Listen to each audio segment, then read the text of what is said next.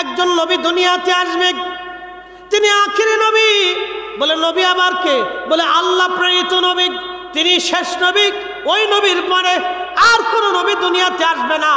ওই জ্যোতিষী, ওই দার্শনিক ডাক দিয়ে বলতেছে, বাদশা একজন নবী দুনিয়াতে আসবে, তার উম্মত কর্তৃক তারা পরাজিত হবে। তখন বাদশা বললেন, তাহলে বলো তো এই জমিন স্থায়ীভাবে কারা শাসন করবে? তখন ওই দার্শনিক ডাক দিয়ে বলল, বাদশা ওই যে আখিরি নবী আসবে, এই আখিরি নবীর উম্মতেরা কিয়ামত পর্যন্ত আরব্য ভূমি তারা শাসন করবে। তাদের শাসন থেকে কিয়ামত পর্যন্ত এই আরবের জমিন কেউ নিতে পারবে না।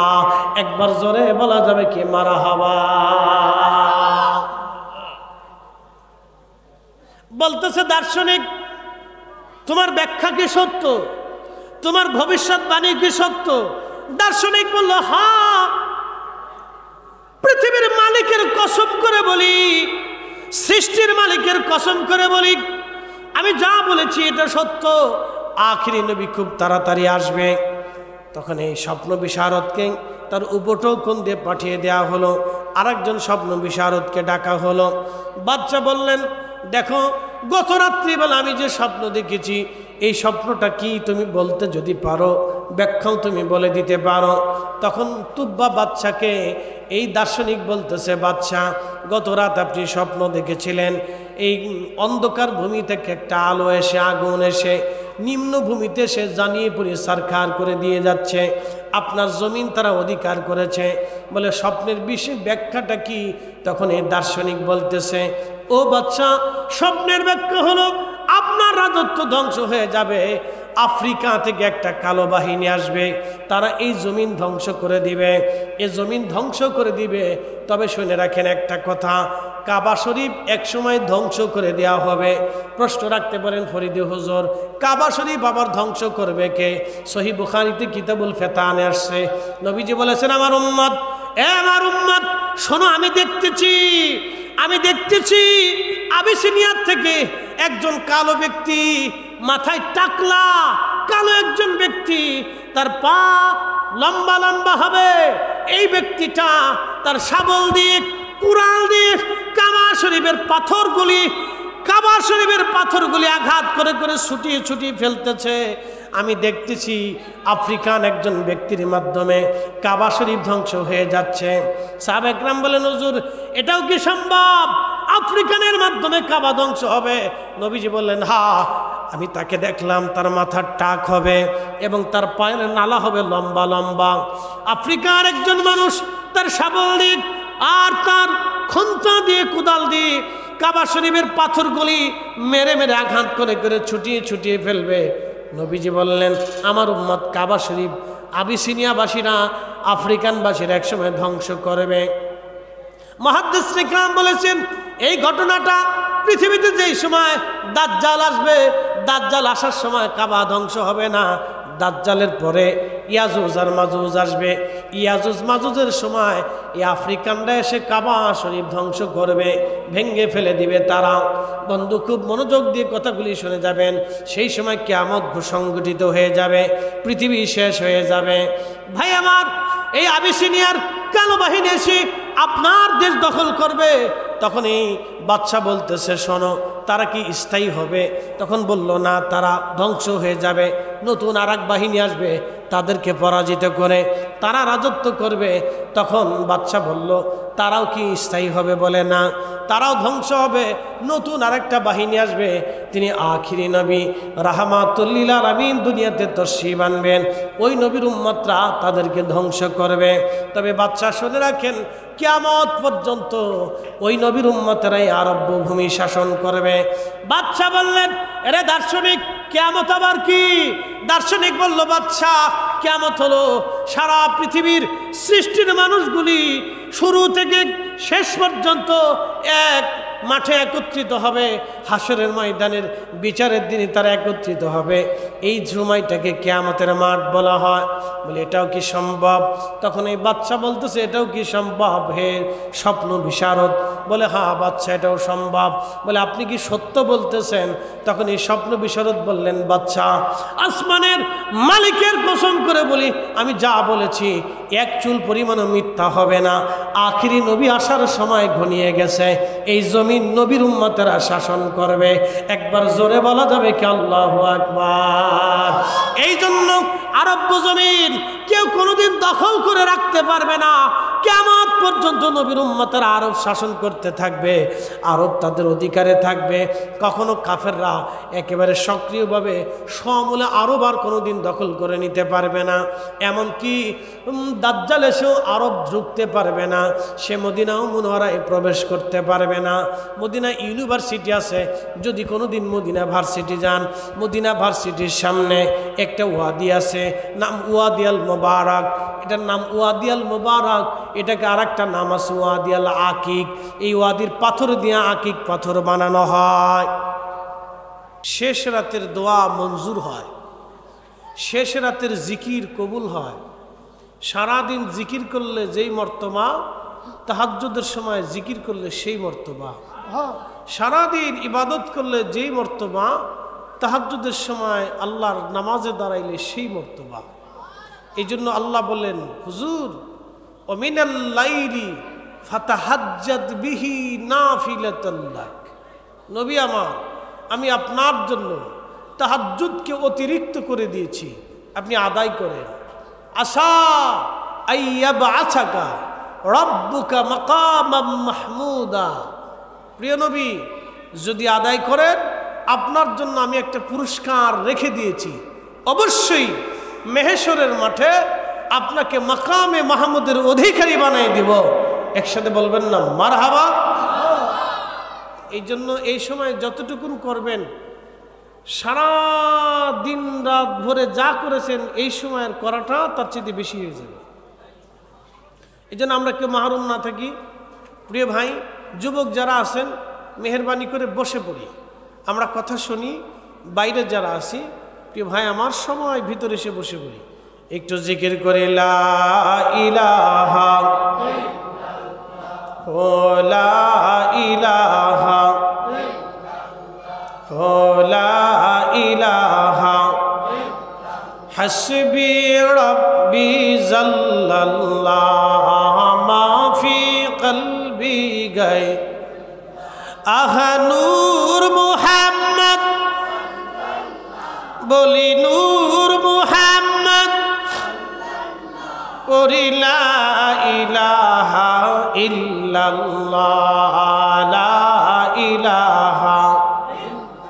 জবান খুলে আল্লাহ আল্লাহ আল্লাহ আল্লাহ আল্লাহ আল্লাহ আল্লাহ আল্লাহ।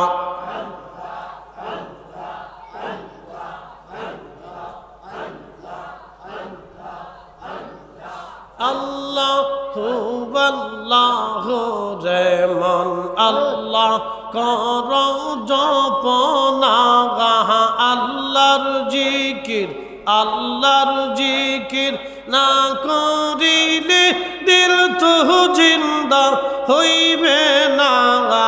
আল্লাহু আল্লাহু রে মন আল্লাহ কর জপনা আল্লাহ আল্লাহ আল্লাহ।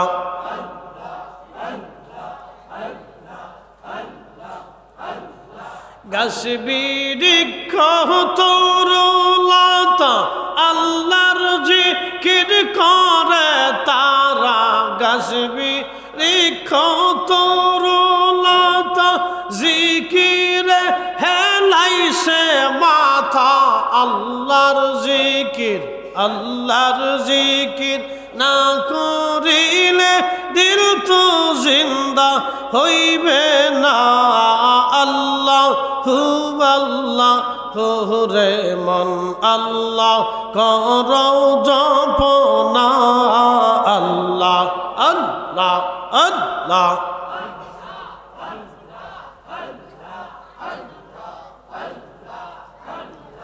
আসমান জমিন গ্রহ তারা আল্লাহর জিকির করে তারা, মানুষ হইয়া তোমরা কেনে আল্লাহর জিকির করো না। আল্লাহু আল্লাহু রেহমান আল্লাহ করো জপরায়া, আল্লাহ আল্লাহ আল্লাহ।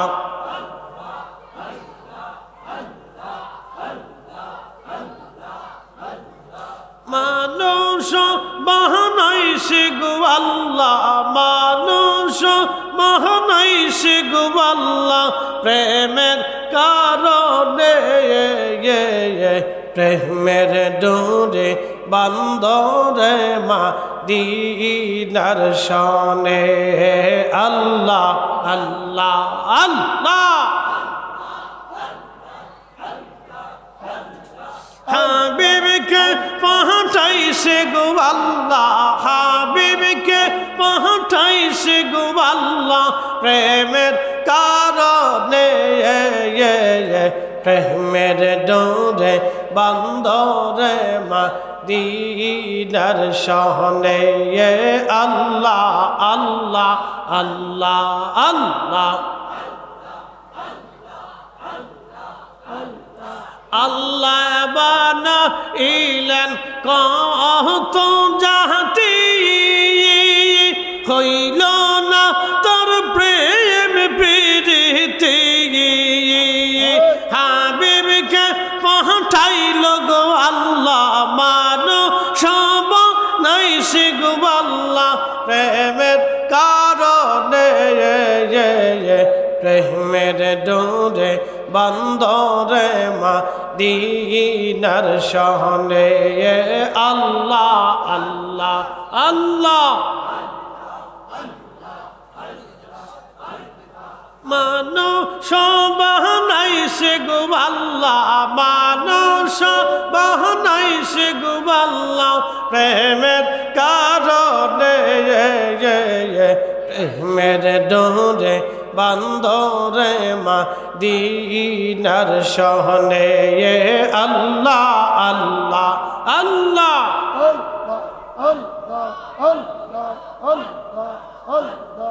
লা ইলাহা ইল্লাল্লাহু মুহাম্মাদুর রাসূলুল্লাহ সাল্লাল্লাহু আলাইহি ওয়াসাল্লাম। একবার চিৎকার মেরে জোরে বলেন মারহাবা। মুকাদ্দমায় গেলাম না, সরাসরি মধ্যে চলে গেলাম।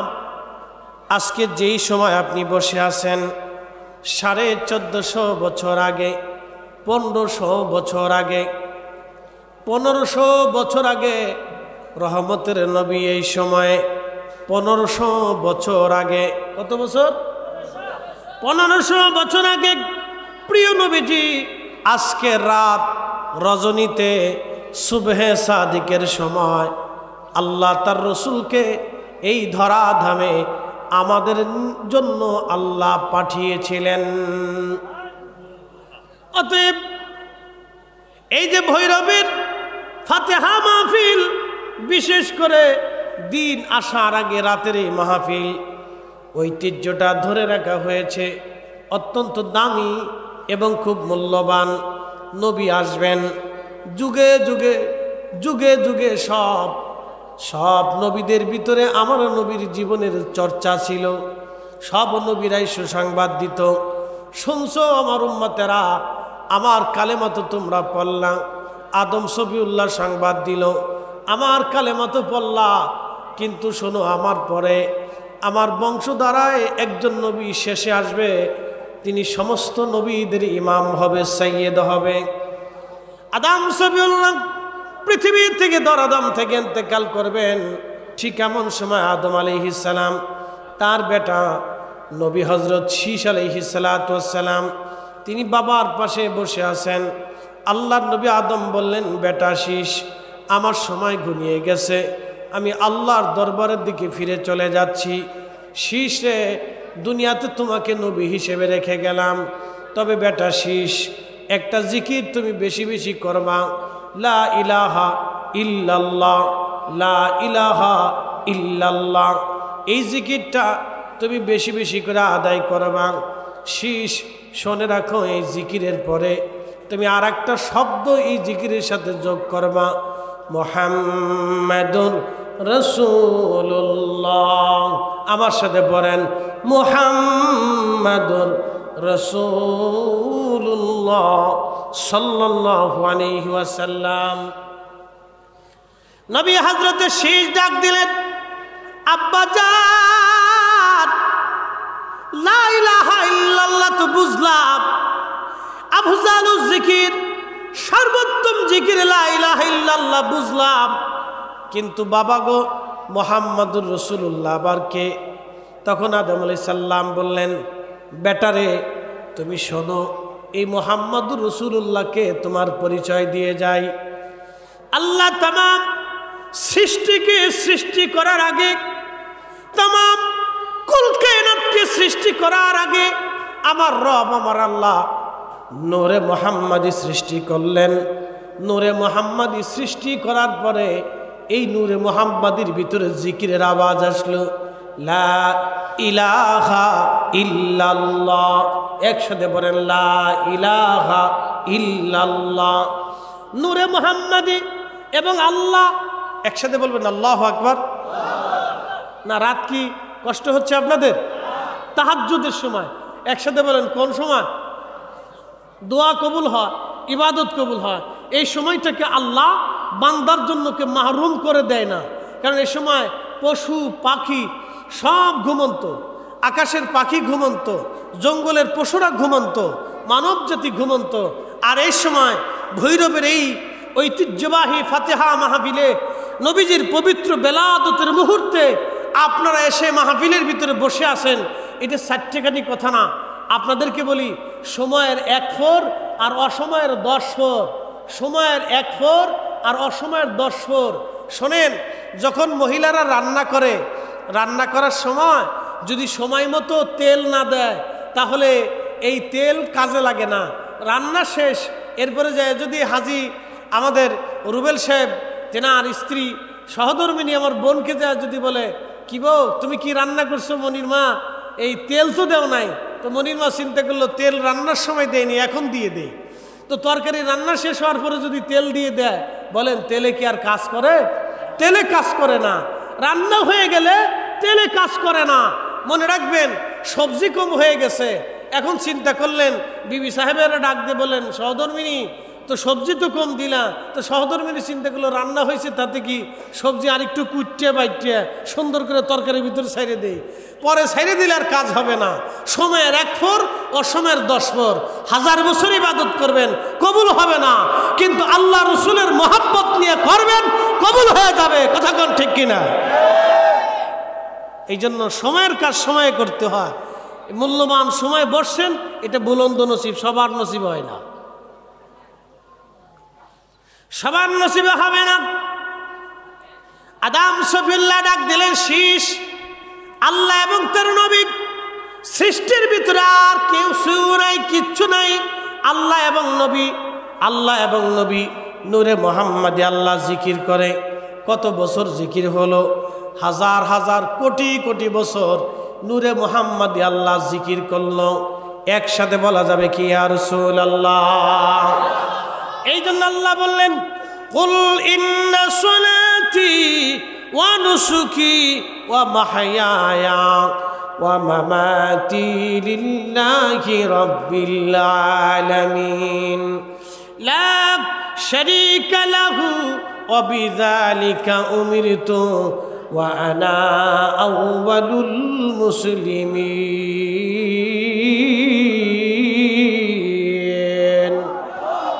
মাকালের ফল দেখতে ভালো, উপরে লাল নীল ভিতরে কালো। মাকালের ফল দেখতে ভালো, উপরে লাল নীল ভিতরে কালো। সারা জীবন এমনি গেল দয়াল, সারা জীবন এমনি গেল, খাইতে আমরা পারলাম না। যার ভিতরে নাই রসুলের প্রেম, তার সাথে ভাব কইর না। এই আস্তে কোন কেন জোরে বলেন। যার সাথে নাই রসুলের প্রেম তার সাথে ভাব কইর না। নূরে মুহাম্মাদিয়ার আল্লাহ আল্লাহ ডাক দিলেন হাবিব বলেন কুল আপনি বলে দেন ইন্না সলাতি সালাত আমি আল্লাহর জন্য ওয়া নুসুকি কুরবানি আমি আল্লাহর জন্য। বলেন তো নামাজ কয়জনে আল্লাহর জন্য আদায় করে? সবাই নামাজ আল্লাহর জন্য আদায় করে না। কেউ আছে সামাজিক নামাজ, কেউ আছে বিপদের নামাজ, কেউ আছে মানুষ দেখানো নামাজ, কেউ আছে বিয়াই নামাজ, কেউ আছে আপনার রাষ্ট্রীয় নামাজ। বলে হুজুর রাষ্ট্রীয় নামাজ কি? আমাদের প্রধান উপদেষ্টা যিনি ডক্টর ইউনূস সাহেব তিনি গত তারিখে ঈদের নামাজ পড়েছেন। এটা রাষ্ট্রীয় ঈদের নামাজ পড়েছেন। বুঝতে পারতেছেন ভাই? কিছু বলার কিছু নেই। উনি হয়তো অতটা নামাজের প্রতি গুরুত্ব নাই। উনি আদার্স ইকোনমিক্সের উপরে অর্থনীতির উপরে ওনার মেধাবালা, কিন্তু নামাজের উপরে ওনার কোনো মেধা নাই। যার কারণে সবাই ভুল না করলেও উনি প্রধান উপদেষ্টা হওয়ার পরও ভুল করে ফেলছে। তার মানে এটা হলো রাষ্ট্রীয় নামাজ। কি কথা বলছেন? এটা কি নামাজ হয়ে গেছে? রাষ্ট্রীয় নামাজ। আর এক নামাজ আছে সামাজিক নামাজ। বলে সামাজিক নামাজ কি? বিচার সালিশে সবাই ভৈরবের নেতৃস্থানীয় লোকজন বিচারে বসছে। চিন্তা করলো এখন ইমাম সাহেব বলতেছে হুজুর এই সময় আসেন নামাজে জোহরের আজান পড়ছে নামাজটা পড়ে আসি। তো এরকম কিছু বিচার সালিশে বসে লোক এরা পেশাব করে পানি টানি লয় না। এরকম কিছু লোক আছে কি না? পেশাব করে কি লয় না? পানি লয় না। তো হেবেটা চিন্তা করে অহন যদি নামাজে না যায় তো আমার ইজ্জত শেষ। হাতেই নামাজে গেছে তার ইজ্জতের লেগা, নামাজের লেগে গেছে না। বন্ধু এই জন্য এটার নাম দিছি সামাজিক নামাজ। আর এক নামাজ আছে বিয়াই নামাজ। এটা আবার কোন নামাজ? বিয়াই বাদ নতুন গেছে। এখন বিয়াই ডাক দিয়ে বলতেছে বিয়াই আসে না, এই আমার মসজিদ খুব বালা, খুব সুন্দর করে মসজিদ বানিয়েছি, আজান পড়ছে নামাজটা পড়ি আসি। তখন বিয়াই চিন্তা করলো উবুর হয়ে তো পশ্চিম দিকে কোনো সময় পড়ি না, এখন বিয়াই বাইতেছি নামাজ যদি না পড়ি তো বিয়াই কি করবে? এটার নাম হচ্ছে বিয়াই নামাজ। আর একটা নামাজ হচ্ছে ঠেলার নামাজ। বলে ঠেলার নামাজ কি? সৌদি আরবে অনেকে নামাজ পড়ে, নামাজ না পড়লে পুলিশে জরিমানা ধরবে, নামাজ পড়লে জরিমানা মাপ, না পড়লে জরিমানা দিতে হবে। এটার নাম দিয়েছি ঠেলার নামাজ। কথা কন না কে? না আসতে কন না কে? জোরে বলেন। এই জন্য আল্লাহ বলেন কুল হুজুর আপনি বলে দেন ইন্না সলাতি, শুধু সলাত আমি আল্লাহর জন্য হবে। একসাথে বলেন কার জন্য? কার জন্য? আল্লাহর জন্য। আজকের ফাতেহা রাত 3টে পর্যন্ত আপনারা বসে আছেন সিন্নির জন্য। ডরাই ডরাই কইতেছেন মনে হইতেছে। একসাথে বলেন সিন্নির জন্য। তা কিসের জন্য? আল্লাহর জন্য। যারা বলেন কিসের জন্য? আল্লাহ তার নবীর জন্য। কথা কোন ঠিক কিনা? এই জন্য বসে রয়েছেন। সিন্নি আপনারা পরে আইলেও পাবেন, আগে হইলেও পাবেন। তবে হ্যাঁ কিছু লোক লাস্টে আইব, এটা সত্য। কি কথা কোন আসলে কিছু লোক লাস্টে আইব, অসুবিধা নেই। আমরা দাওয়াত দিলাম, বাপ তুই দোয়া কালাম না না পাস সিন্নি তো পাবি, একটা তো পাবি। তো আমরা দুটোই পাবো, দুনিয়াও পাবো আখিরাতে পাবো, দুনিয়াও পাবো নবীও পাবো। কথা কোন ঠিক কিনা? মাকালের ফল দেখতে ভালো, উপরে লাল নীল ভিতরে কালো। মাকাল ফল দেখছেন নি আপনারা? দেখেন নাই? মাকাল ফল, আরে কি বদনসিব আপনাদের, মাকালের ফল জীবনে দেখেন নাই। এটা বাইরে দেখতে চমৎকার দেখা যায়, কিন্তু ভিতরে কালো কালো কালো, গন্ধ গন্ধ দুর্গন্ধ। বাহিরে চমৎকার দেখা যায়। মাকালের ফল দেখতে ভালো, উপরে লাল নীল ভিতরে কালো। সারা জীবন এমনি গেল দয়াল, সারা জীবন এমনি গেল, খাইতে আমরা পারলাম না। যার ভিতরে নাই রসুলের প্রেম তার সাথে ভাব কইর না।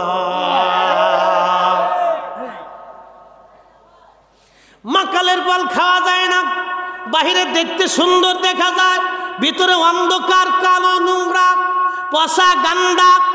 অতএব আপনার বাহিরের সৌন্দর্য পাগড়ি থাকুক আর জুব্বা থাকুক, সুন্দর পোশাক থাকুক, সুন্দর চেহারা চেহারা থাকুক, সুন্দর স্বাস্থ্য থাকুক, লেখাপড়া অনেক থাকুক, কিচ্ছু যায় আসবে না যদি অন্তরের ভিতরে ইশকে রাসূল না থাকে। ওই মুসলমানের 4 পয়সাও মূল্য নাই। কথা কর, 4 পয়সাও মূল্য নাই। আল্লাহর নবী হযরত আদম ডাক দিছে, শীষ শোনো, এই নবীর পরিচয় আমি তোমাকে দিচ্ছি। আমি শীষ যখন জান্নাতের মধ্যে, আমি নবী আদম যখন জান্নাতের মধ্যে ছিলাম, জান্নাতের পাতায় পাতায়, হুরেদের কপালে কপালে, গিরিমানদের চোখের নয়নে নয়নে, আর জান্নাতের প্রাসাদে প্রাসাদে, এবং কি আরশে মুআল্লার গম্বুজে সুন্দর করে লেখা দেখেছিলাম, লা ইলাহা ইল্লাল্লাহু মুহাম্মাদুর রাসূলুল্লাহ সাল্লাল্লাহু আলাইহি সাল্লাম। এই কালেমা নিয়ে আমাদের বাংলাদেশে বিরাট বড় ঝগড়া। এক শ্রেণী আছে বুকে হাত বেঁধে নামাজ পড়ে, এরা বলে এই কালেমার ভিতরে শিরিক আছে। বলে শিরিক কি? লা ইলাহা ইল্লাল্লাহর পরে মুহাম্মাদুর রাসূলুল্লাহ হবে না, এটা শিরিক। একবার জোরে বলা যাবে কি নাউজুবিল্লাহ? আমি মসজিদে নববীতে, মনোযোগ দিবেন, মসজিদে নববীর ভিতরে আমি লেখা দেখলাম আল্লাহু লেখা, আল্লাহ জাল্লা শানুহু, আল্লাহু লেখা আছে, আজ্জা ওয়া জাল্লা লেখা আছে, আল্লাহ নামের পরে লেখা আছে মুহাম্মাদুর রাসূলুল্লাহ সাল্লাল্লাহু আলাইহি ওয়াসাল্লাম। তারপরে লেখা আছে আবু বকর রাদিয়াল্লাহু আনহু, ওমর রাদিয়াল্লাহু আনহু, উসমান রাদিয়াল্লাহু আনহু, আলী রাদিয়াল্লাহু আনহু, ফাতেমা রাদিয়াল্লাহু আনহা, ইমাম হাসান রাদিয়াল্লাহু আন, ইমাম হুসেন রাদিয়াল্লাহু আন, এরপরে আশরে মুবাশশারার নাম, এরপরে আপনার সাহাবাইদের নাম, এরপরে 4 ইমামের নাম, ইমাম নুমান বিন সাবিত রাদিয়াল্লাহু আনহু, ইমাম আবু ইদ্রিস আশ-শাফিঈ রাদিয়াল্লাহু আনহু, ইমাম মালিক ইবনে আনাস রাদিয়াল্লাহু আনহু, ইমাম আহমদ ইবনে হাম্বল রাদিয়াল্লাহু আনহু। মসজিদে নববীর ভিতরে আমার আল্লাহর নামের পরে নবীর নাম লেখা, এইখানে শিরিক হলো না? শিরিক হয়ে গেল বাংলাদেশে। কাবা শরীফের চারপাশে যত স্ট্রাকচার দেখবেন, স্ট্রাকচারের জায়গায় জায়গায় লেখা আল্লাহু, আবার পাশে লেখা আছে মুহাম্মাদুর রাসূলুল্লাহ সাল্লাল্লাহু আলাইহি সাল্লাম। এইখানে শিরিক হলো না? শিরিক হয়ে গেল বাংলাদেশে। বন্ধু, আবার আপনি যদি চলে যান যেখানে সৌদি আরবের গর্দান কাটা হয়, সেটা হলো জেদ্দা, হজরতে আম্মাজান হাওয়া আলাইহিস সালামের মাজার। জেদ্দাতে একেবারে সাগরের পাড়ে হজরত আম্মাজান হাওয়া আলাইহিস সালামের মাজার। যদি চলে যান, বিরাট বড় লম্বা মাজার। হজরত আদম সফিউল্লাহ ছিলেন 60 হাত, আমাদের আম্মাজান ছিলেন মিনিমাম 59 হাত। বিরাট বড় লম্বা খাবার। আম্মাজানের মাজারে যাওয়ার আগে একটা মসজিদ পাবেন, এই মসজিদটাকে বলা হয়, অর্থাৎ প্রধান বিচারপতি, আমাদের যেমন সুপ্রিম কোর্ট, ওইখানে প্রধান বিচারের কার্যালয়। এই মসজিদের ইমাম যিনি, তিনি ফায়সালা লেখেন। মসজিদের খতিব সাহেব যিনি, তিনি ফায়সালা দেন। এই মসজিদের সামনে দণ্ডাদেশ দেওয়া হয়, চোর যার তার হাত কেটে দেওয়া হয়, এবং যে মানুষ খুন করে তার গর্দান কেটে ফেলে দেওয়া হয়। এই মসজিদের ভিতরে পবিত্র মিহরাবের মধ্যে লেখা আছে লা ইলাহা ইল্লাল্লাহু মুহাম্মাদুর রাসূলুল্লাহ সাল্লাল্লাহু আলাইহি সাল্লাম। এইখানে দেখলাম কালেমা। চলে আমি কয়েকদিন আগে মালয়েশিয়া মাহফিলে কেপং থেকে মাহফিল করে চলে গেলাম। হুজুর গাউসে পাক মহিউদ্দিন আব্দুল কাদের জিলানী রাহমাতুল্লাহ আলাইহির সন্তান, তিনার কলিজার টুকরা ছেলে, তার নাম হযরতে শেখ ইসমাইল বুগদাদি আল হাসানি হুসেইনি রাদিয়াল্লাহু আনহু। ওনার নামের আগে লেখা সুলতানুল আরিফিন। ওনার মাজারটা মালাক্কা সাগর প্রণালীর মাঝখানে একটা ছোট্ট দ্বীপের নাম পোলাও বুসারে। এই দ্বীপের ভিতরে নির্জনে আহলে বাইতে রাসূল, আওলাদে রাসূল, নবী বংশের উজ্জ্বল সন্তান হুজুর গাউসে পাকের বেটা সুলতানুল আরিফিন ইসমাইল বগদাদি আল হাসানি হুসাইনি রহিমাহুল্লাহ ঘুমিয়েছেন এই মাজারে। সেই মসজিদে চলে গেলাম। মসজিদটা প্রাচীন আমলে তৈরি করা। হুজুর আল্লাহর ওলি যেই সময় এসেছিলেন, ওই দ্বীপের ভিতরে তিনি মসজিদ নির্মাণ করেছিলেন। সেই স্ট্রাকচারটা এখনও আছে। সেই মসজিদের সুন্দর করে মেহরাবের উপরে লেখা লা ইলাহা ইল্লাল্লাহু মুহাম্মাদুর রাসূলুল্লাহ সাল্লাল্লাহু আলাইহি ওয়াসাল্লাম। বন্ধু জিয়ারত করে আসলাম হযরতে বদর শাহ আউলিয়া রাহমাতুল্লাহ আলাইহি, ওনার মাজার চট্টগ্রামে। বন্ধু খুব মনোযোগ দিবেন, চট্টগ্রামে ওনার সাগরের পারে ওনার মাজার, কর্ণফুলী নদীর পারেই ওনার মাজার, শহরের ভিতরে। মাজারে গেলাম, ভাইজান উনি কত বছর আগে এসেছিলেন জানেননি? উনি আজকে থেকে 1 আর 200 বছর আগে আসেন নাই, উনি 1200 বছর আগে 200 হিজরিতে তিনি বাংলাদেশে এসেছিলেন। ওনার মাজার মসজিদের মধ্যে লেখা আছে লা ইলাহা ইল্লাল্লাহু মুহাম্মাদুর রাসূলুল্লাহ সাল্লাল্লাহু আলাইহি ওয়াসাল্লাম। পৃথিবীর যে স্থানে আপনি যাবেন, আমি চলে গেলাম মালয়েশিয়ার সেন্ট্রাল পুত্রজায়ের সেন্ট্রাল মসজিদ, তাদের পার্লামেন্টের সামনে যে মসজিদখানা চমৎকার করে সুন্দর করে মসজিদ নির্মাণ করেছে, লেকের উপরে হাজার হাজার শত শত কোটি টাকা করে মসজিদ বানানো হয়েছে। এই মসজিদের ভিতরে মেহরাবের উপরে লেখা আছে লা ইলাহা ইল্লাল্লাহু মুহাম্মাদুর রাসূলুল্লাহ সাল্লাল্লাহু আলাইহি ওয়াসাল্লাম। ওইখানে শিরিক হলো না, বাংলাদেশে শিরিক খুঁজে পাওয়া যায়। তার মানে আল্লাহর নবীর শানে মানে ইজ্জতে যাদের চুলকানির ব্যারাম হয়, ওরাই হলো অরিজিনাল শয়তানের দালাল। কোনো সন্দেহ? একসাথে বলেন সন্দেহ নাই। ভালো করে শুনে যাবেন। আদম শফিউল্লাহ সংবাদ দিয়ে গেলেন শীষ নবী আসবেন, তিনার নাম মুহাম্মদুর রাসূলুল্লাহ।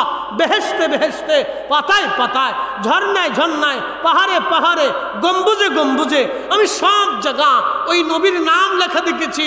শীষ রে শোনো, তোমার বাবা আদম, তোমার বাবা আদম 350 বছর পরে রবের দরবারে মঞ্জুরিয়ত পেয়েছিল, ওই নামে রুসিলা করে আল্লাহর দরবারে দরখাস্ত করার কারণে বেটা শীষ লা ইলাহা ইল্লাল্লাহর পরে মুহাম্মাদুর রাসূলুল্লাহর জিকিরটা তুমি ছাইরো না, এই জিকিরটাও তুমি আদায় করো।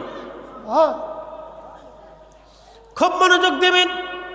এইখানে শেষ না, আজকে আপনাদেরকে তারিখ ইবনে আসাকির থেকে একখানা ঘটনা আপনাদেরকে শোনাই।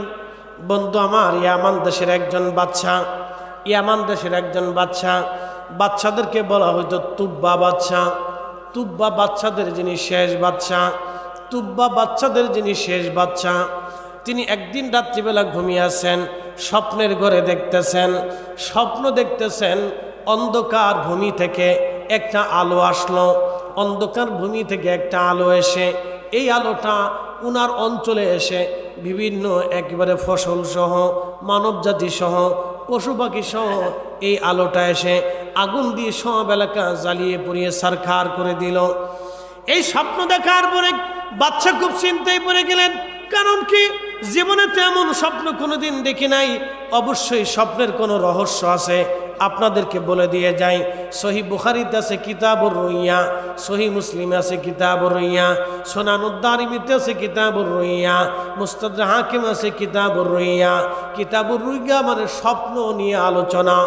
আল্লাহ নবী বলেন, আমার উম্মত 30 বছর আগে যদি স্বপ্ন দেখো, 30 বছর পরেও স্বপ্নের ফলাফল আসতে পারে। হযরতে ইউসুফ আলাইহিস সালাম স্বপ্ন দেখেছিলেন 30 বছর আগে, স্বপ্নের ফলাফল এসেছিল 30 বছর পরে।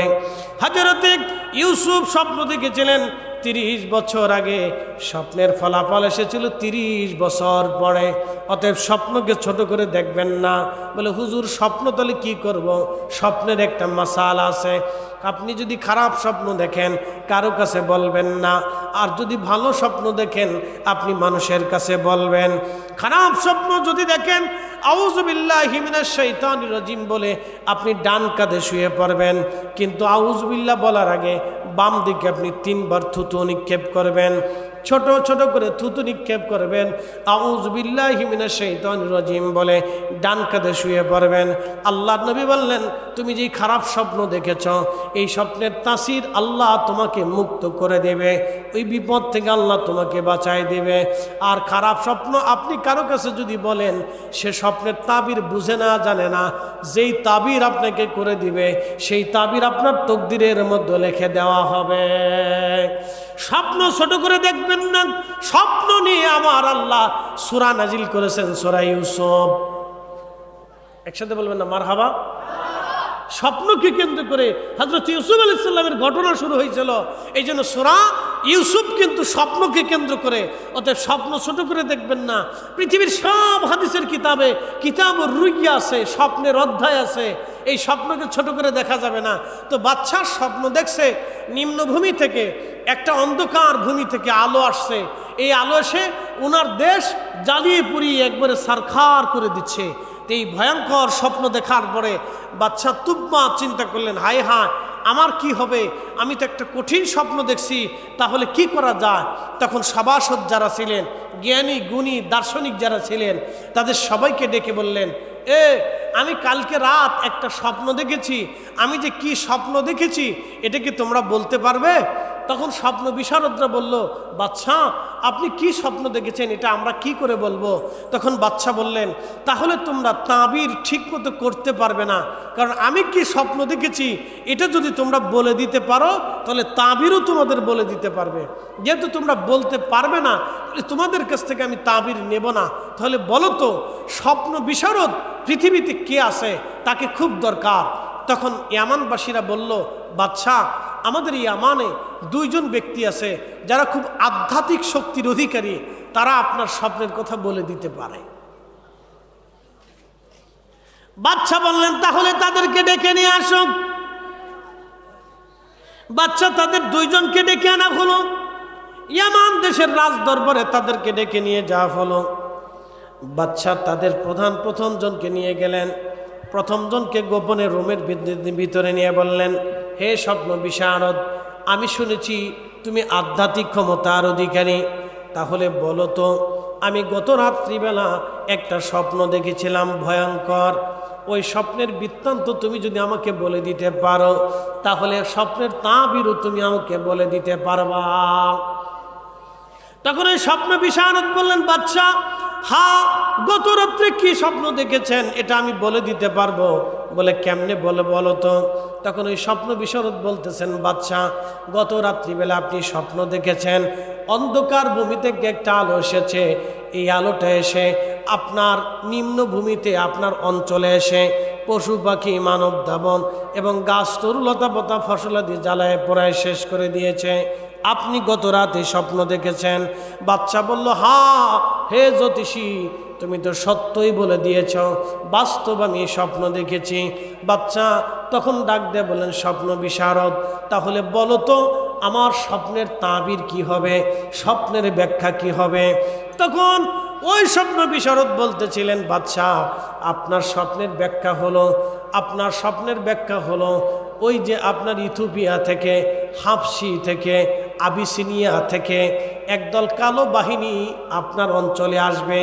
এই কালো বাহিনী আপনার দেশ আক্রমণ করবে এবং আপনার দেশে আগুন ধরিয়ে দেবে, মানুষদেরকে হত্যা করবে, আপনার রাজত্ব ধ্বংস হয়ে যাবে।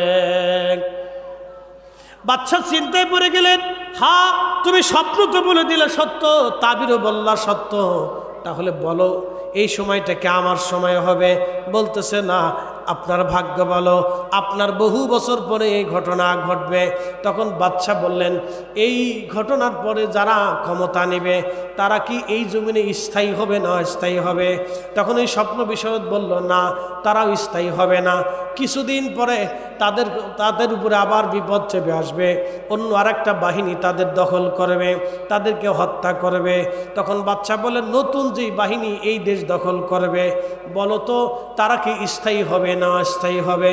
তখন এই স্বপ্ন বিশারদ বলল, বাদশা না, এরপরে যেই বাহিনী আসবে সেই বাহিনীটাও অস্থায়ী হবে, এই বাহিনীকে ধ্বংস করে দিবে একজন নবী দুনিয়াতে আসবে।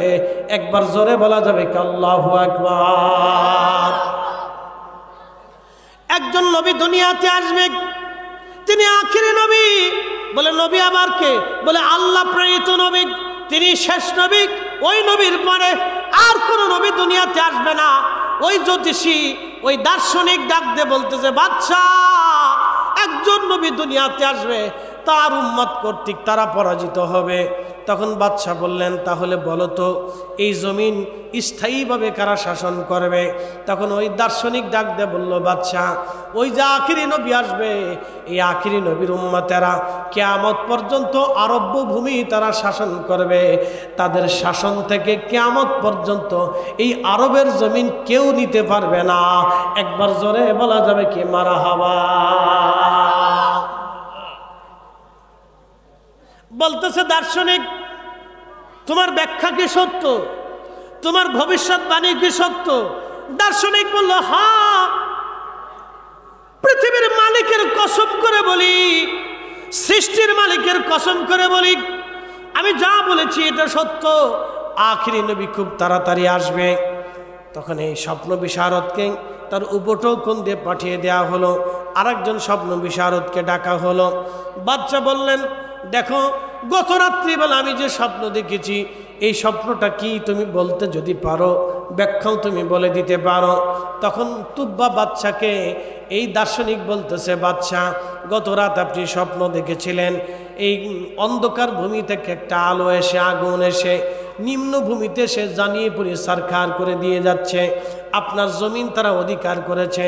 বলে, স্বপ্নের বিষয়ে ব্যাখ্যাটা কি? তখন এই দার্শনিক বলতেছে, ও বাদশা, স্বপ্নের ব্যাখ্যা হলো আপনার রাজত্ব ধ্বংস হয়ে যাবে। আফ্রিকা থেকে একটা কালো বাহিনী আসবে, তারা এই জমিন ধ্বংস করে দিবে, এই জমিন ধ্বংস করে দিবে। তবে শুনে রাখেন একটা কথা, কাবা শরীফ একসময় ধ্বংস করে দেওয়া হবে। প্রশ্ন রাখতে পারেন, ফরিদে হুজুর, কাবা শরীফ আবার ধ্বংস করবে কে? সহিহ বুখারীতে কিতাবুল ফিতানে আসছে, নবীজি বলেছেন, আমার উম্মত, আমার উম্মত শোনো, আমি দেখতেছি আবিসিনিয়ার থেকে একজন কালো ব্যক্তি, মাথায় টাকলা, কালো একজন ব্যক্তি, তার পা লম্বা লম্বা হবে। এই ব্যক্তিটা তার শাবল দিয়ে, কুড়াল দিয়ে কাবা শরীফের পাথরগুলি আঘাত করে করে ছুটিয়ে ছুটিয়ে ফেলতেছে। আমি দেখতেছি আফ্রিকান একজন ব্যক্তির মাধ্যমে কাবা শরীফ ধ্বংস হয়ে যাচ্ছে। সাহাবা একরাম বলেন, হুজুর, এটাও কি সম্ভব? আফ্রিকানের মাধ্যমে কাবা ধ্বংস হবে? নবীজি বললেন, হ্যাঁ, আমি তাকে দেখলাম, তার মাথার টাক হবে এবং তার পায়ের নালা হবে লম্বা লম্বা। আফ্রিকার একজন মানুষ তার শাবল দিয়ে আর তার খন্তা দিয়ে, কুদাল দিয়ে কাবা শরীফের পাথরগুলি মেরে মেরে আঘাত করে করে ছুটিয়ে ছুটিয়ে ফেলবে। নবীজি বললেন, আমার উম্মত কাবা শরীফ আবিসিনিয়াবাসীরা, আফ্রিকানবাসীরা একসময় ধ্বংস করবে। মুহাদ্দিস ইকরাম বলেছেন, এই ঘটনাটা পৃথিবীতে যেই সময় দাজ্জাল আসবে, দাজ্জাল আসার সময় কাবা ধ্বংস হবে না। দাজ্জালের পরে ইয়াজুজ আর মাজুজ আসবে। ইয়াজুজ মাজুজের সময় এই আফ্রিকানরা এসে কাবা শরীফ ধ্বংস করবে, ভেঙ্গে ফেলে দিবে তারা। বন্ধু, খুব মনোযোগ দিয়ে কথাগুলি শুনে যাবেন। সেই সময় কিয়ামত সংগঠিত হয়ে যাবে, পৃথিবী শেষ হয়ে যাবে। ভাই আমার, এই আবিসিনিয়ার কালো বাহিনী এসে আপনার দেশ দখল করবে। তখন এই বাদশা বলতেছে, শোনো, তারা কি স্থায়ী হবে? তখন বলল, না, তারা ধ্বংস হয়ে যাবে। নতুন আর এক বাহিনী আসবে, তাদেরকে পরাজিত করে তারা রাজত্ব করবে। তখন বাদশা বলল, তারাও কি স্থায়ী হবে? বলে, না, তারাও ধ্বংস হবে। নতুন আরেকটা বাহিনী আসবে, তিনি আখিরি নবী রাহমাতুল লিল আলামিন দুনিয়াতে তশরিফ আনবেন। ওই নবীর উম্মতরা তাদেরকে ধ্বংস করবে। তবে বাদশা শুনে রাখেন, কিয়ামত পর্যন্ত ওই নবীর উম্মতেরাই আরব্য ভূমি শাসন করবে। বাদশা বললেন, এরে দার্শনিক, কিয়ামত আবার কি? দার্শনিক বলল, বাদশা, কিয়ামত হলো সারা পৃথিবীর সৃষ্টির মানুষগুলি শুরু থেকে শেষ পর্যন্ত এক মাঠে একত্রিত হবে। হাসরের ময়দানের বিচারের দিনে তারা একত্রিত হবে। এই সময়টাকে কিয়ামতের মাঠ বলা হয়। বলে, এটাও কি সম্ভব? তখন এই বাদশা বলতেছে, এটাও কি সম্ভব হে স্বপ্ন বিশারদ? বলে, হ্যাঁ বাদশা, এটাও সম্ভব। বলে, আপনি কি সত্য বলতেছেন? তখন এই স্বপ্ন বিশারদ বললেন, বাদশা, আসমানের মালিকের কসম করে বলি, আমি যা বলেছি এক চুল পরিমাণও মিথ্যা হবে না। আখিরি নবী আসার সময় ঘনিয়ে গেছে, এই জমিন নবীর উম্মতেরা শাসন করবে। একবার জোরে বলা যাবে কি আল্লাহু আকবার? এই জন্য আরব্য জমিন কেউ কোনোদিন দখল করে রাখতে পারবে না, কিয়ামত পর্যন্ত নবীর উম্মতেরা আরব শাসন করতে থাকবে, আরব তাদের অধিকারে থাকবে। কখনো কাফেররা একেবারে সক্রিয়ভাবে সমূলে আরব আর কোনোদিন দখল করে নিতে পারবে না। এমনকি দাজ্জাল এসেও আরব ঢুকতে পারবে না, সে মদিনা মুনওয়ারায় প্রবেশ করতে পারবে না। মদিনা ইউনিভার্সিটি আছে, যদি কোনোদিন মদিনা ভার্সিটি যান, মদিনা ভার্সিটির সামনে একটা ওয়াদি আছে, নাম ওয়াদি আল মোবারক। এটার নাম ওয়াদি আল মোবারক, এটাকে আর একটা নাম আছে ওয়াদি আল আকিক। এই ওয়াদির পাথর দিয়ে আকিক পাথর বানানো হয়। শোনেন, এই ওয়াদির পাথর দিয়ে আকিক পাথর বানানো হয়। আকিক পাথর, নবীজি সেই পাথর হাতে দিয়ে আংটি ব্যবহার করতেন, আকিক পাথর ব্যবহার করতেন। এটাকে বলা হয়তো ওয়াদিল মোবারক, বুখারীতে আসছে ওয়াদিয়াল মোবারক, উপত্যকাময় মোবারকময় উপত্যকা। এই মোবারক, এই উপত্যকার পানি খুব বরকতময় পানি। আল্লাহর নবী বলেছেন এটা মোবারকময় উপত্যকা। এই মোবারকময় উপত্যকার আর একটা নাম হচ্ছে ওয়াদিয়াল আকিক। এটা মদিনা ইউনিভার্সিটির একবারে সামনেই আছে। মদিনা ইউনিভার্সিটি পার হলেই মদিনার হাউদের শেষ সীমানা, মদিনার হাউদের শেষ সীমানা পার হলেই অনেক পাহাড় পাবেন, শুধু পাহাড় আর পাহাড়। এই পাহাড়ের উপরে সৌদির বাদশা একটা প্রাসাদ নির্মাণ করছে। এই পাহাড়ের পাদদেশ পর্যন্ত দাজ্জাল যে উকি দিবে। আপনাকে ঠিকানা দিয়ে যাচ্ছি, যদি কোনোদিন মদিনাতে যান, এইখানে আপনি যাবেন, এই পাহাড়ের উপরে দাজ্জাল এসে উকি দিবে। আর আল্লাহ রহমতের ফেরেশতারা দাজ্জালকে তলোয়ার দিয়ে আঘাত করবে। একবার জোরে বলেন আল্লাহু আকবার। না না না, আরো জোরে জোরে জোরে জোরে জোরে, না আরো জোরে বলে জোরে। মদিনার দাম নবী দিয়া, মদিনা দিয়া রসুলের দাম হয় নাই, আমাদের দাম নবী দিয়া, আমাদেরকে দিয়া নবীর দাম হয় নাই। মানব জাতির দাম নবী দিয়া, মানব হওয়ার কারণে নবীর দাম বাড়ে নাই, বরং মানব জাতির ভিতরে রসুল আসার কারণে মানুষের দাম বেড়ে গেছে। কথা বলেন ঠিক না বেঠে? তাহলে এই মানুষের কোনো দাম আছে? কি দাম আছে? বলে এই মানুষ পশুর আচরণ করে, পশুর মতো তাদের চরিত্র। বলে হুজুর সেটা আবার কেমন? কয়দিন আগে দেখলাম বরিশালে এক ভাই আর এক ভাইয়ের চোখ উঠাইতেছে, জমি নিয়ে ঝগড়া নিয়ে এক ভাই আর এক ভাইয়ের চোখ নষ্ট করে দিল। তার মানে বুঝতে পারতেছেন, আপনি দেখেন বিড়ালে বিড়ালে মারামারি হয়, কিন্তু এক বিড়াল আর এক বিড়ালে খুন করে না। কুকুরে কুকুরে মারামারি হয়, এক কুকুর আর এক কুকুরকে খুন করে না। গরু গরু মারামারি করে, এক গরু আর এক গরুরে খুন করে না। মোরগে মোরগে লড়াই হয়, এক মোরগ আর এক মোরগকে খুন করে না। কিন্তু মানুষে মানুষে লড়াই হয়, এক মানুষ আর এক মানুষকে হত্যা করে। তার মানে বোঝা গেল মানুষ পশুর চাইতেও নিকৃষ্ট, অধম। কথা ঠিক না বেঠে? এই জন্য এই মানব জাতির ভিতরে নবী এসেছিলেন বিদায় মানুষের দাম বাড়ছে, নতুবা মানুষের 4 পয়সা মূল্য নাই, মানুষের 4 পয়সা মূল্য নাই। বলে ফরিদে হুজুর সেটা আবার কেমন? আপনাদেরকে আরেকটু উপমা দিয়ে বুঝাই। আমাদের দেশে কুকুর আছে কিনা? নাই কুকুর। আচ্ছা বলেন তো, কুকুরকে আপনারা কি খাবার দেন? সকালে তার জন্য কি বাজেট আছে? মুরগি ফেরাই না, দুপুরবেলা আপনার কালা ভুনা না, রাত্রিবেলা তুন্দুল রুটি না, এবং মাস শেষে বেতন না। তার জন্য আপনারা এই সুন্দর বিছানার ব্যবস্থাও করেন নাই, এই সুন্দর খাট পালঙ্গও দেন নাই, এসি রুমও দেন নাই। তো কি দিছেন? পচা গলা, উচ্ছিষ্ট, অতিরিক্ত খাবার খাওয়ার পরেও এই কুকুর আপনার বাড়ি পাহারা দেয়। সে রাত জেগে থাকে, ঘুমায় না। বলে কারণ কি? মনিব সকালবেলা আমাকে খাবার দিবে, রাত্রিবেলা খাবার দিয়েছে। আমি যদি মনিবের বাড়ি পাহারা না দেই তাহলে মনিবের সাথে বেইমানি করা হবে। একটা কুকুর আপনার পচা গলা খাওয়ার পরে বেইমানি করে না, কিন্তু একটা সন্তান 40 বছর বাবা মার বাড়ি খাওয়ার পরে সন্তান 40 বছর পরে বাবা মার সাথে বেইমানি করে। কথা কন নাকি? ঠিক কেন? তাহলে মানুষ পশুর চাইতেও নিকৃষ্ট, মানুষ পশুর চাইতে কি নিকৃষ্ট, মানুষ পশুর চাইতে নিকৃষ্ট। ভালো করে শুনে যান, কুকুরের মধ্যে 3টা গুণ আছে। একটা গুণ খায় কম, ঘুমায় কম এবং প্রভুভক্ত। এই কুকুরের মধ্যে 3টা গুণ, খায় কম, ঘুমায় কম, প্রভুভক্ত। কুকুর যা খাবার দিবেন ওই খাবারের উপরে সে সন্তুষ্ট থাকে। খাবার দিবেন না, সে আপনার দিকে চুপচাপ চাইয়ে থাকে, আপনাকে আঘাত করবে না, কামড় দিবে না, মারবে না, ধরবে না। আচ্ছা বলেন তো, কুকুরের 4-5টা কুকুর যদি আপনাকে কামড়ানো শুরু করে আপনি কেমনে ফিরাবেন?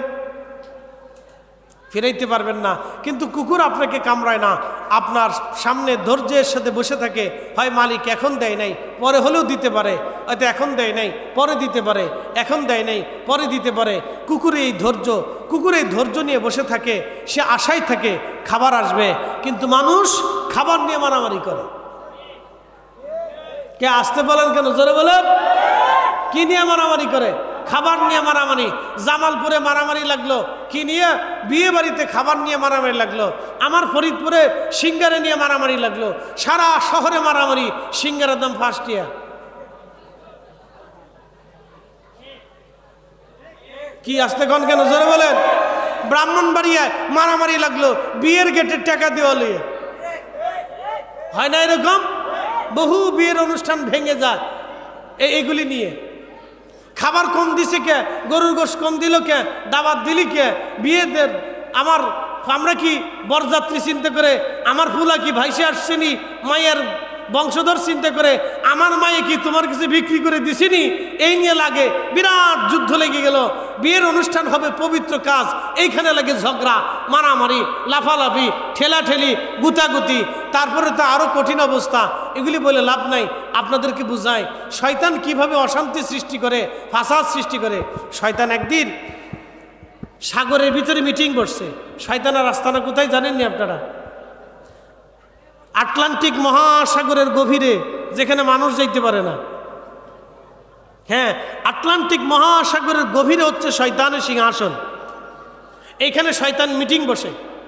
তার সমস্ত অনুচর, সৈন্য সামন্ত, অনুরক্ত ভক্ত যারা আছে সব নিয়ে শয়তান মিটিং করে। এই যুবকরা, এই বাচ্চা কাচ্চারা, এই শয়তানের মিটিং শুনে যাও। এইখানে শয়তানের মিটিং চলতেছে। বাপ রে বাপ, কথা বলো না। শয়তানের মিটিং কেমনে হয়? তোমরা এখন পাইলেও পাবা, পরে পাইলেও পাবা। ধৈর্য ধরলে সবই পাবা, আর ধৈর্য না ধরলে খালি তাবারক পাবা, বাকিটা পাবা না। ধৈর্য ধরলে সব পাবা। একসাথে কোন আল্লাহু আকবার। মনোযোগ দেন। শয়তান মিটিং বসছে। শয়তান মিটিং বসে অনুরক্তদেরকে বলতেছে, তোমরা কে কি করছো আমার সামনে আজকে কাজের হিসাব দিয়ে যাও। শয়তান হিসাব নিচ্ছে, একে একে করে সবার হিসাব নিল। একটা শয়তান ডাক দে বলে, বাদশা, আমি আজকে তেমন কোনো কাজ করতে পারি নাই। আমি আজকে একটা কাজ করেছি। সারাদিন ঘুরলাম, কোনো শয়তানি খুঁজে পাইলাম না, কোনো অশান্তি বাধাই দিতে পারলাম না। কিন্তু আমি দেখলাম একটা বাজারে ঢুকলাম। বাজারে ঢুকার পরে দেখি একজন ব্যক্তি বসে বসে মিষ্টি বিক্রি করে, মিঠাই। আমি চিন্তা করলাম আজকে সুযোগ, আমি মিঠাইয়ের ভিতরে আঙ্গুল ঢুকাই দিলাম। আঙ্গুল ঢুকাই দিয়ে আমি আঙ্গুল দিয়ে কিছু মিঠাই নিলাম। মিঠাই নিয়ে হাঁটতে হাঁটতে গ্রামে গেলাম। দেখি রাস্তার পাশে একটা বাড়ি আছে। বাড়িতে একটা আপনার বারান্দা আছে। বারান্দার ভিতরে আয়না ঝোলানো আছে। অনেক গ্রামের বাড়িতে দেখবেন বারান্দায় আয়না ঝোলানো থাকে। বারান্দায় আয়না ঝোলানো, আমি আয়নার ভিতরে মিঠাই লাগাই দিলাম। মিঠাই খাওয়ার জন্য পিঁপড়া আসছে, পিঁপড়া ধরার জন্য টিকটিকি আসছে, টিকটিকি ধরার জন্য পাশের বাড়ির বিড়াল আসছে। বিড়াল এসে টিকটিকিরে লাফ দিয়ে থাবা দিয়েছে, টিকটিকি উপরেছে। বিড়ালের থাবার কারণে টিকটিকির সাথে আয়নাও পড়ে ভেঙে গেছে। আয়নার মালিক লাঠি নিয়ে আসছে, লাঠি এনে বিড়াল রে কায়দা মতো পিটাইছে। বিড়ালের মালিক লাঠি নিয়ে আসছে, তুই আমার বিড়াল মাল্লিকা। আর বিড়ালের মালিক কয়, তুই আমার বিড়াল মাল্লিকা। আয়নার মালিক কয়, তোর বিড়াল আমার আয়না ভাঙলো কে? বুঝেন? বিড়ালের মালিক কয়, তুই আমার বিড়াল মাল্লিক কে? আর আয়নার মালিক কয়, তোর বিড়ালে আমার আয়না ভাঙলো কে? দুই লোকের পিটাপিটি, দুই লোকের পিটাপিটিতে, দুই পরিবারের পিটাপিটি, দুই পরিবারের পিটাপিটিতে, দুই পাড়ার পিটাপিটি, দুই পাড়ার পিটাপিটিতে, দুই গ্রামের পিটাপিটি। এরপরে কে কারে ফিটাইছে, যে যারে ফিটা, কিসের জন্য ফিটা, কেউ কইতে পারে না। খালি ফিটে, খালি ফিটে। কিসের জন্য ফিটে কেউ কইতে পারে না। সিঙ্গারে নিয়ে মারামারি, 5 টাকা সিঙ্গারে নিয়ে ফিটি। লাস্টে যে মানুষ ফিটি, কে কারে ফিটা, কিসের জন্য ফিটা, নিচেও কইতে পারে না মানুষ। একসাথে বলেন কি? মানুষ। তাহলে বলেন আমরা কি মানুষ হইতে পারছি? এখনো মানুষই হইতে পারি নাই। মুসলমান তো আরো অনেক ঊর্ধ্বের জাত। মানুষ হইয়া ভবেতে আসিয়া মানুষের করিলাম কি? আমি নবী না মানিলাম কি যে ভুল করিলাম, নবী না মানিলাম কি যে ভুল করিলাম, ভস্মে ঢালিলাম ঘি। মানুষ হইয়া ভবেতে আসিয়া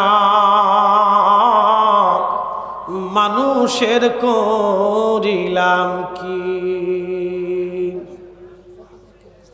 বন্ধু মনোযোগ দিবেন, আমরা আসলে মানুষ হইতে পারছি কিনা? আপনি যদি ইউরোপে যান, আমেরিকাতে যান, দেখবেন তারা অন্ধ মানুষে তারা রাস্তা পার করে দেওয়ার জন্য তাদের পুলিশ শত শত গাড়ি দাঁড়ে করাইয়া অন্ধকে পার করে দেয়। তাদের দেশের অন্ধের যে মানুষের মর্যাদা আছে, আমাদের দেশের কোটিপতিরও সেই মর্যাদা নাই। তাদের দেশে অন্ধ মানুষের যে মর্যাদা দেয় রাষ্ট্র, আমার দেশের কোটিপতির সেই মর্যাদা রাষ্ট্রে নাই, মানুষের কাছে নাই। অথচ আমরা কালমা পড়নেওয়ালা মানুষ।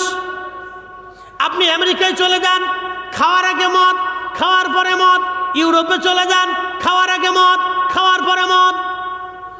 অস্ট্রেলিয়া চলে যান, খাওয়ার আগে মদ, খাওয়ার পরে মদ। চায়না, জাপানে, কোরিয়াতে চলে যান, থাইল্যান্ডে খাওয়ার আগে মদ, খাওয়ার পরে মদ। মদ খাওয়া জাতি উন্নত হয়ে গেল, অথচ কালেমা পণ্য বলা জাতি এখন আমরা মারামারি করি। কি একটা অবস্থা! আমরা রসুলের শানে যখন মিলাদুন নবী পালন করি, অন্যজন আসে বাধা দেওয়ার জন্য, আমরা যখন আনন্দ মিছিল বের করি, তখন আরেকজন আসে লাঠি সুটা নিয়ে মারার জন্য। এরাও বলে আবার মানুষ। কথা কন না কে? এরাও বলে মানুষ। আমরা রসুলের আগমনে জুলুস বের করেছি, আরেক দল আসছে লাঠি সোটা নিয়ে মারার জন্য। এরাও বলে মানুষ। আবার ঠিকই তারা শুকরানা মাহফিল বের করলে তখন এটা জায়েজ হয়ে যায়। তারা আনন্দ মিছিল করলে, এটা র্যালি হয়ে গেলে আনন্দ মিছিল করলে তখন জায়েজ হয়ে যায়। এরপরে নিজেদের বেলা হালাল হয়ে যায়, আর রসুলের বেলায় আসলে হারাম হয়ে যায়। তারাও আবার মানুষ। কথা বুঝেন নাই মনে হয়? নিজের বেলায় 16 আনা, আরেকজনের বেলায় 4 আনা। মানুষ মানুষ দাবি করে বসে রয়েছি। মুসলমান তো অনেক ঊর্ধ্বের জাত, মানুষ হয়েছে কিনা এটা চিন্তা করে নাকি। ভৈরববাসী খুব মনোযোগের সাথে কথাগুলি শুনবেন। রাহমাতুল লিল আলামিন নবীজি 63 বছর দুনিয়াতে জীবন যাপন করেছেন। 63 বছরে আল্লাহর নবী কালেমার দাওয়াত দিয়েছেন। মদিনাতে ইহুদিরা ছিল, মদিনাতে পত্তলিক ছিল, মদিনাতে খ্রিস্টানেরা ছিল। আল্লাহর নবী মদিনাতে ছিলেন। কোনদিন নবীজি খ্রিস্টানদেরকে ধরে এনে পিটাইয়া বলেন নাই, খ্রিস্টান কালেমা যদি না পড়িস তাহলে আমার মদিনায় তোরা থাকতে পারবি না। বলছে? এই আমার দিকে তাকায় বলেন, বলছে? নারা জোরে বলেন, বলছে? হযরত ওমরের রাজত্ব সীমা কত দূর বলি আজকে আপনাদের। বর্তমানে ইরান, ইরাক, ওমান, ইয়ামান, কাতার, দুবাই, কুয়েত, সৌদি আরব, বাহরাইন, মিশর, জর্দান, লিবিয়া, লেবানন, ফিলিস্তিন, তিউনিসিয়া, আলজেরিয়া, নাইজেরিয়া, মরক্কো, পৃথিবীর বিরাট একটা অংশের খলিফা ছিলেন হযরত ওমর রাদিয়াল্লাহু তাআলা আনহু। ওনার রাজত্ব সীমার ভিতরে খ্রিস্টান ছিল, মাজুসি ছিল, পত্তলিক ছিল। হযরত ওমর রাদিয়াল্লাহু আনহু খলিফা, রানিং খলিফা, তাও খলিফাতুল মুসলিমিন। কোনোদিন কোনো খ্রিস্টানকে ধরে নিয়ে আসে নাই, এই খ্রিস্টান আমার মিল্লাতের ভিতরে তোমরা থাকতে পারবা না, কালেমা না পড়লে টিকতে দেব না। কোনোদিন হযরত ওমর ধরেন নাই, আবু বকর ধরেন নাই, ওমর ধরেন নাই, উসমান ধরেন নাই, আলী ধরেন নাই। অন্য ধর্মের মানুষের ধরে এনে জোর করে ইসলাম পড়ান নাই, কালেমা পড়ান নাই, পিটান নাই, মারেন নাই, সুযোগ সুবিধা থেকে বঞ্চিত করেন নাই। এরা ইসলাম, এরা দুনিয়া শাসন করে গেছে। এদের চাইতে তাওহীদ পৃথিবীতে আর কেউ বেশি বুঝে না। কথা বল না কেন? ঠিক কিনা? এদের চাইতে তাওহীদ ইসলামে আর কেউ বেশি বুঝে না। যারা পৃথিবী শাসন করেছে, রাষ্ট্র চালিয়ে দিয়ে দেখাই দিয়ে গেছে, এ মুসলিম জাতিরা আমরা কিভাবে রাষ্ট্র চালিয়েছি, তোমরাও সেইভাবে রাষ্ট্র চালাবা। অথচ আমরা মানুষ, কালমা পড়নেওয়ালা মুসলমান আর এক কালমা পড়নেওয়ালা মুসলমানের কাছে নিরাপত্তা নাই। মানুষ দাবি করে বলে রয়েছে আমি বিরাট তাওহীদি মুসলমান। তোমার তাওহীদি মুসলমান কয় কেডা? হযরত ওমরের কাছে খ্রিস্টান নিরাপদ ছিল, মাজুসি নিরাপদ ছিল, পত্তলিক নিরাপদ ছিল, নাস্তিক নিরাপদ ছিল, কাফের নিরাপদ ছিল, আর আমি মুসলমান হইয়া তোমার কাছে নিরাপদ নাই। কি কথা বল না কেন, জোরে বলে। আমরা মানুষ বলতেছে আমরা তাওহীদি মুসলমান।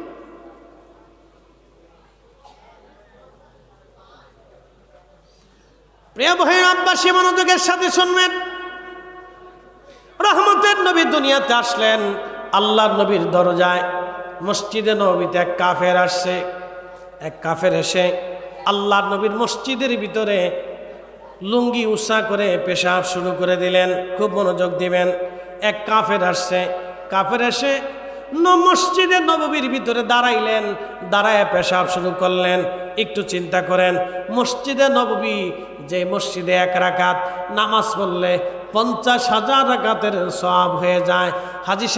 হাজী সাহেবরা যারা তারা মসজিদে নববীতে গিয়েছেন, একটা জায়গা আছে, এই জায়গার নাম রিয়াজুল জান্নাহ। নবীজির রওজা শরীফ থেকে মিম্বর শরীফ পর্যন্ত রিয়াজুল জান্নাহ, রওজাতুম মিন রিয়াজিল জান্নাহ, আল্লাহর বেহেশতের টুকরা। এইখানে কেউ যদি নামাজ পড়ে তাহলে সে মনে রাখবে আমি জান্নাতে নামাজ পড়েছি। এইখানে কেউ যদি দোয়া করে তাহলে সে যেন ভাবে আমি জান্নাতে দোয়া করেছি। এইখানে কেউ যদি ইবাদত করে তাহলে সে যেন ভাবে আমি খোদার জান্নাতের মধ্যে বসে বসে ইবাদত করেছি। শোনেন ভৈরববাসী, ভালো করে শুনে যান। আপনি তো এখানে বসছেন, আপনার কারণে এই মজলিসের দাম বাড়ে নাই, বরং মজলিসের কারণে আপনার দাম বেড়েছে। আর এই মজলিস আমার রসুলের কারণে মজলিসের দাম বাড়ছে। কথা কন না কেন? মজলিসের কারণে আমাদের দাম বাড়ছে, মার রসুলের কারণে মজলিসের দাম বাড়ছে। ভালো করে সূত্র মনে রাখবেন, A² + B²। যদি ভুল করেন কলম শেষ হবে, খাতা শেষ হবে, মাগার অঙ্ক কোনোদিন মিলবে না, আপনার হায়াতও শেষ হবে, অঙ্ক মিলাইতে পারবেন না। আর সূত্র যদি ঠিক থাকে তাহলে মাত্র 2 মিনিটই শেষ, 2 মিনিটে শেষ। শোনেন, আপনাদেরকে বলে দিয়ে যায়, সূত্র মিলাইয়া পারমাণবিক বোমা তৈরি করা হয়, তার নাম হচ্ছে ইউরেনিয়াম। একটা পারমাণবিক বোমা তৈরি করতে 100 টাক ইউরেনিয়াম যথেষ্ট। 100 টাক, এক চিমটি বুঝেন? চিমটি লবণ উঠায় না, এই এক চিমটি লবণে যতটুকুন থাকে এতটুকুন ইউরেনিয়াম দিয়ে একটা পারমাণবিক বোমা বানানো যায়। আর একটা বোমা বাংলাদেশে ছাইড়ে দিলে 18 কোটি শেষ। মনোযোগ দিয়ে ভালো করে শুনে যাবেন, তার নাম ইউরেনিয়াম। এই ইউরেনিয়ামের ভিতরে এই আশ্চর্য ক্ষমতা দিছে কে? না, জবান বন্ধ রাখবেন না, একসাথে বলেন দিছে কে? না, জোরে বলেন দিছে কে? আমার রসুলকে নবুয়তের পাওয়ার দিছে কে?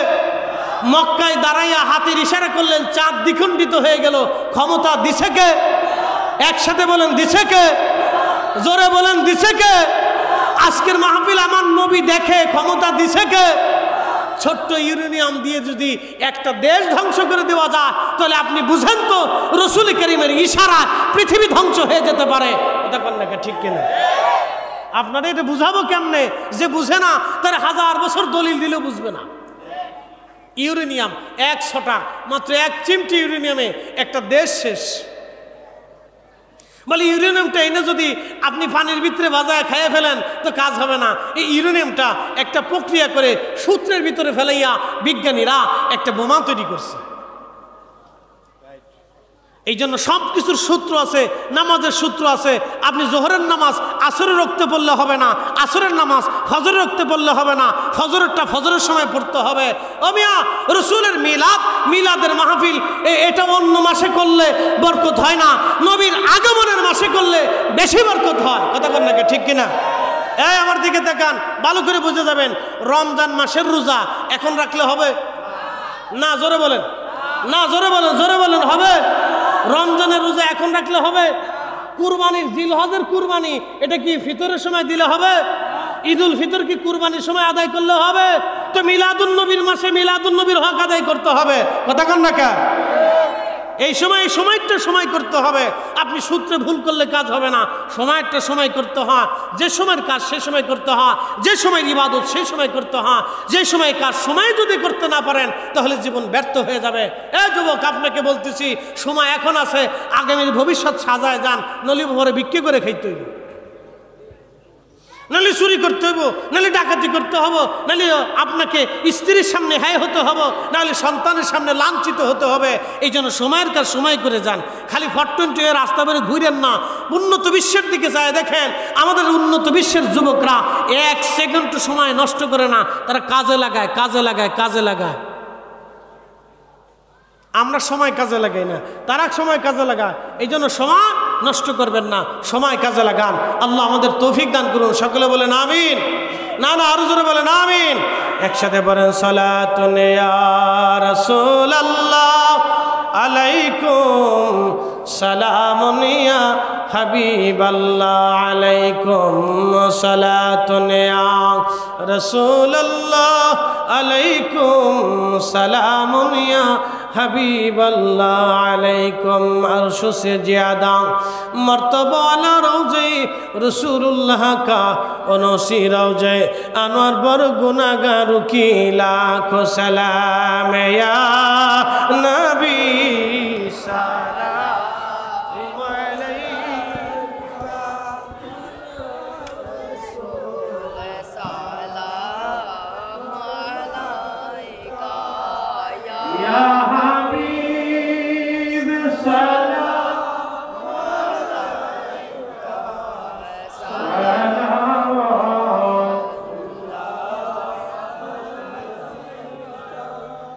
नहीं तू जहां में ये मिसाल मोहम्मद जमाले खुदा है कमाले मोहम्मद अपनी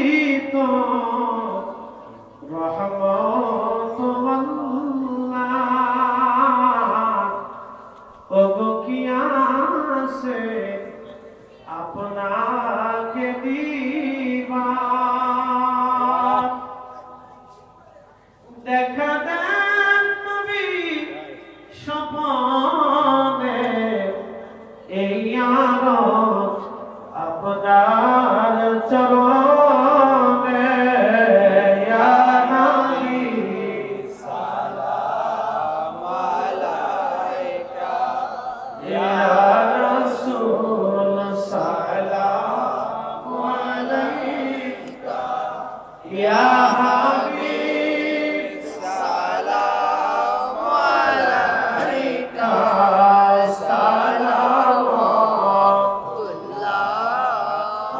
আলাইকা জীবনে